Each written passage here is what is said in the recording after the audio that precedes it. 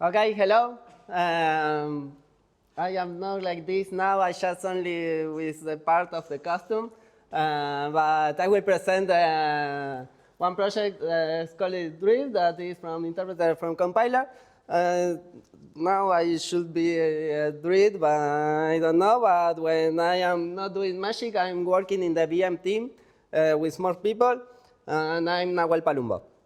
Okay, I'm talking about the VM. If you remember yesterday in the Gisha's talk, he talked about how the code is executed at the beginning is interpreted, so we have an interpreter, and when some parts are hot, so executed a lot, we move to a compiler execution that is faster.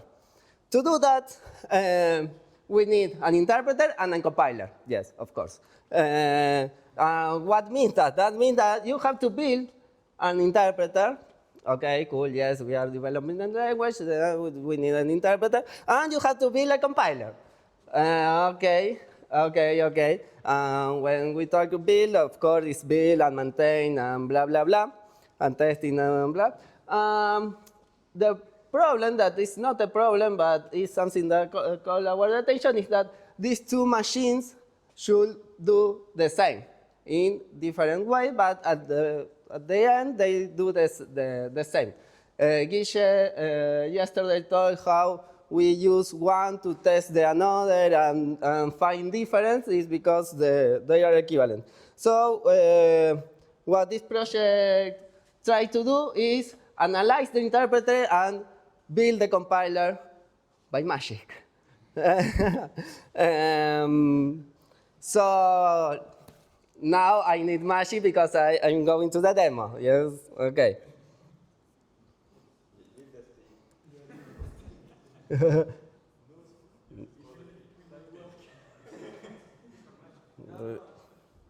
This is okay? Okay. So what I have here is the primitive add. When you sum two numbers, this is a primitive that do that. Here we get the receiver and the arguments. So this is a stack-based machine. So the parameters and the receivers go from the stack, so through the stack. So we take both numbers, both objects that we believe that are numbers, but we didn't know. So the next lines is to check if both are numbers. If any fails, so the primitive fails and go to the message send. But if both are integers, then we sum both in this method, and we in this same line we check if there is overflow. If we sum and we sum two big integers, the result is not an integer, so the primitive fails too. And at the end, like is in the stack, we have to pop the receiver, pop the argument, and push the result. So this is the interpreter, how the interpreter works. And now what we do is analyze this code and generate machine instruction for that. So I need to put this here. Why? Yes. So, okay, something like that, something like here. Okay, we analyze and we generate this. This is a counterflow graph. So there are boxes. Thank you, Milton, for helping with us with this. We have boxes, and in each box we have instructions. This is not interesting, but for example, here we are testing if a register has any max with other register. How do you know? Because we can navigate and go to the code that generates this instruction. And okay, but this is a long counterflow graph. So it's time for the magic.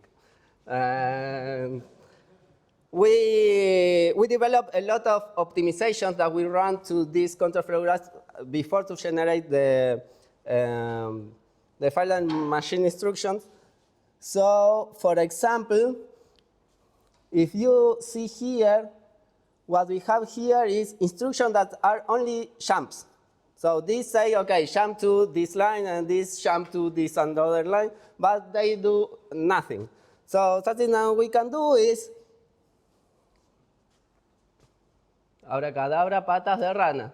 Oh, okay. This compress and eliminates unnecessary jumps. So, for example, here we have this that assign 0 to a register, keep the argument, keep the receiver, assign 1, and do a check between the argument and R5. What it's doing here is if this is R2, so if the argument is an integer object, that is this line of here. But okay, something that happened is, okay, for example, here we assign R2 to R2 to R14, and then in some place use R14, but while we are copying the value, we can use directly R2, so we have more magical things that propagate the constant, for example. If we see here, I can go back. The yellow one has some instructions that have constants, and when I optimize the constant folding, this should go down. And this gray means that nobody is using this instruction. So we can, I didn't read. Right, no, here. So we can just eliminate, and we can propagate and do stuff.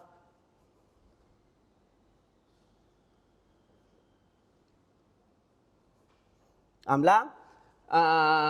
So in each optimization, the quantity of the instruction is going less, and I have here, because I know that the time is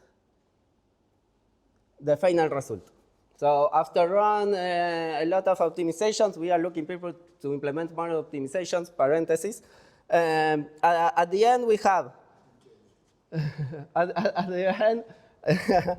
the end, we have, okay, test if the argument is an integer, test if the receiver is an integer, do the sum. Here we are doing the sum of integers. And at the end, keep the result in the register that should be go. If any fails, then it is a primitive fail. Here, primitive fail. If not, just return and everything is good. And we have, okay, and we have tests around this. If you can see here in the primitive add, we send integer number 42 and integer number 10, and the result should be an integer number 52. And before this, in the setup, there is a long setup, as Steph said before. And our last magic trick is this, that this is the primitive add. The primitive add is when you send an add to a collection or something that doesn't understand add. And it's bigger, and it's difficult to optimize. So now we are fighting with this. Shannon.